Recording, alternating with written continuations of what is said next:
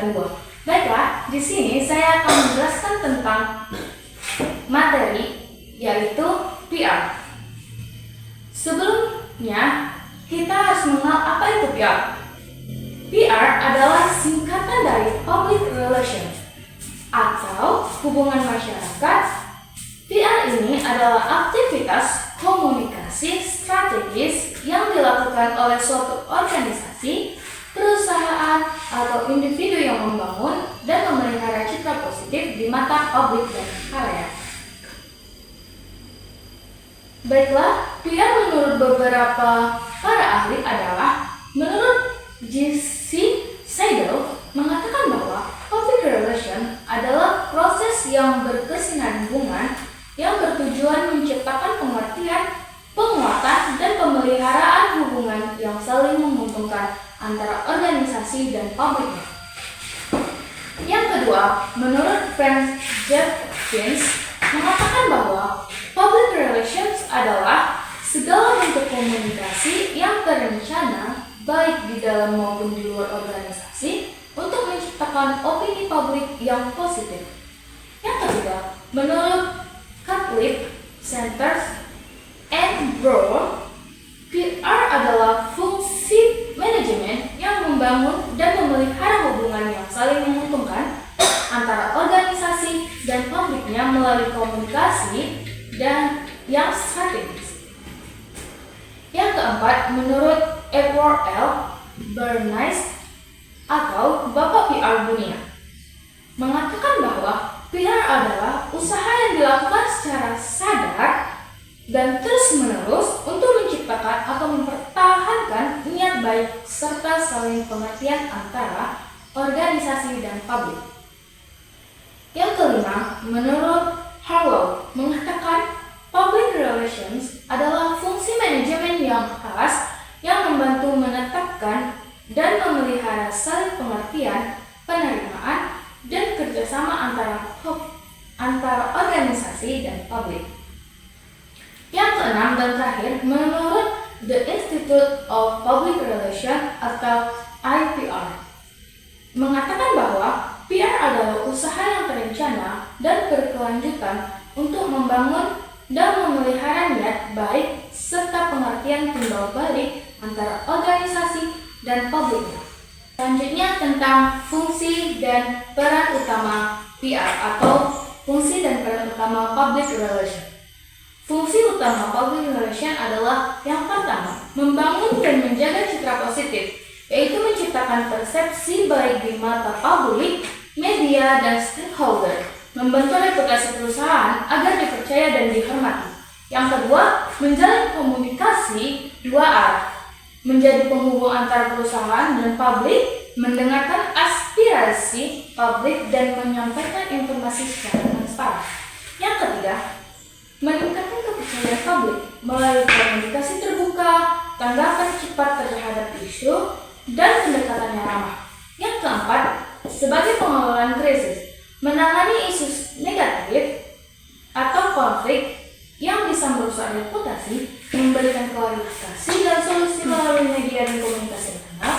Yang kelima, mendukung kegiatan pemasaran, membantu mempromosikan produk atau jasa lewat pencitraan, bukan iklan langsung, meningkatkan brand awareness melalui kampanye PR.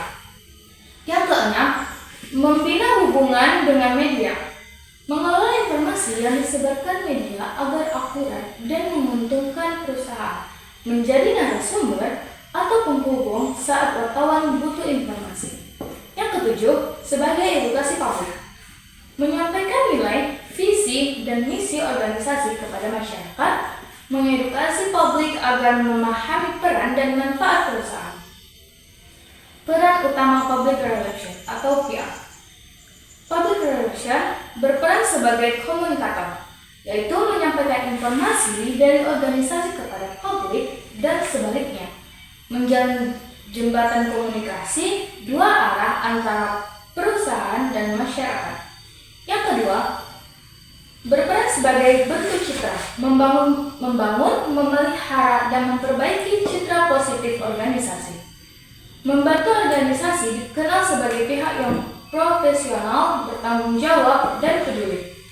3. Sebagai peran manajerial, yaitu merancang strategi komunikasi jangka pendek atau panjang, terlibat dalam pengambilan keputusan dan berdampak pada reputasi organisasi. Yang keempat, berperan sebagai penjaga reputasi, mengelola isu dan krisis yang berpotensi merusak nama baik perusahaan, merancang respons komunikasi yang tepat dan meyakinkan. Yang kelima, berperan sebagai penghubung dengan media dan publik, menjalin relasi baik dengan media komunitas, pelanggan, pemerintah, dan investor, menjadi kelompok utama saat dibutuhkan informasi dari luar. Yang keenam, berperan sebagai pendidik dan publik, memberikan edukasi kepada masyarakat mengenai kegiatan kebijakan dan manfaat produk atau layanan organisasi. Yang keenam, berperan sebagai promosi tidak langsung, membantu pemasaran secara halus atau soft selling melalui kampanye citra bukan iklan langsung. Selanjutnya, syarat-syarat yang harus dimiliki oleh seorang pro. Seorang pro atau Public Relations Officer harus memiliki kemampuan komunikasi yang kuat, yaitu mampu berbicara dan menulis dengan jelas, efektif, dan persuasif, bisa menyesuaikan gaya komunikasi sesuai audiens. Yang kedua, mengetahui media, memahami cara kerja media massa dan media sosial, mampu membina hubungan dengan wartawan dan influencer. Yang ketiga, berpenampilan menarik dan profesional, memiliki kepribadian rapi karena mewakili citra perusahaan, memiliki kepribadian yang ramah dan percaya diri. Yang keempat, kemampuan analisis dan strategis, mampu menganalisis opini publik dan merancang strategis komunikasi, peka terhadap isu-isu yang berkembang di masyarakat. Yang kelima, etika dan integritas, jujur dan dapat dipercaya karena berurusan langsung dengan informasi sensitif dan citra perusahaan. Yang keenam, kreatif dan adaptif, mampu menciptakan ide-ide kampanye yang menarik, cepat beradaptasi dalam situasi darurat atau krisis. Yang ketujuh, mampu bekerja di bawah tekanan, siap bekerja dalam situasi yang penuh tekanan atau deadline ketat, tangguh dalam menangani kritik dan krisis media. Yang kedelapan, kemampuan manajemen waktu dan organisasi, terorganisir dan bisa menangani banyak tugas secara bersamaan. Baiklah, di sini saya akan menyampaikan beberapa contoh nyata kegiatan public relation atau PR yang dilakukan oleh perusahaan-perusahaan yang ada di Indonesia. Yang pertama, pada perusahaan PT Kalbe Nutritionals Indonesia.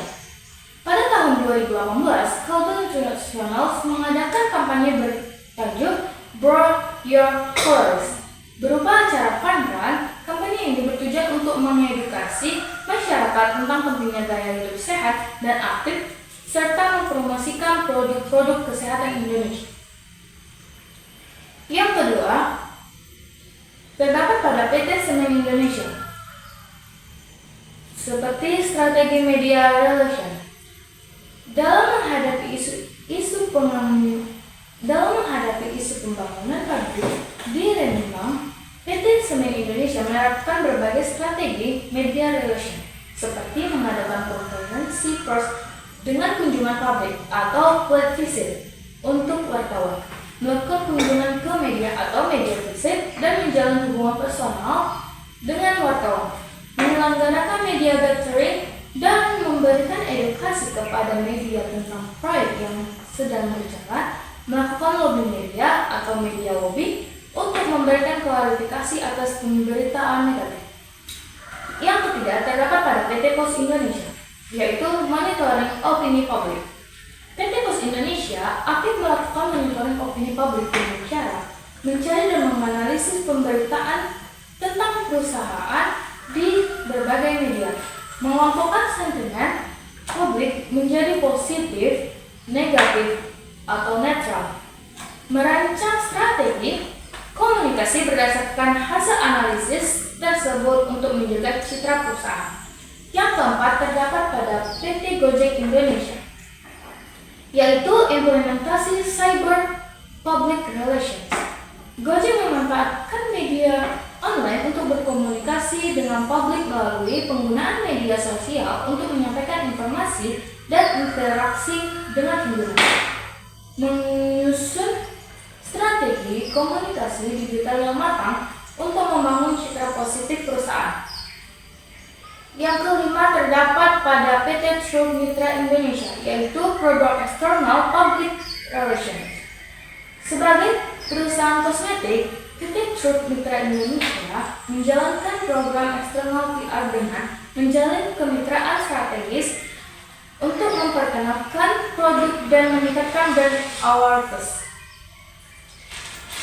Mengadakan kegiatan promosi yang kreatif dan menarik perhatian masyarakat.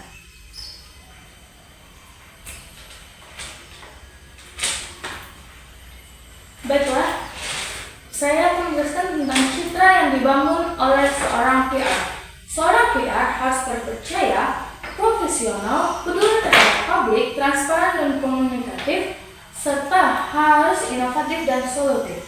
Hanya itu yang dapat saya sampaikan. Lebih dan kurang saya mohon maaf. Saya akhiri. Assalamualaikum.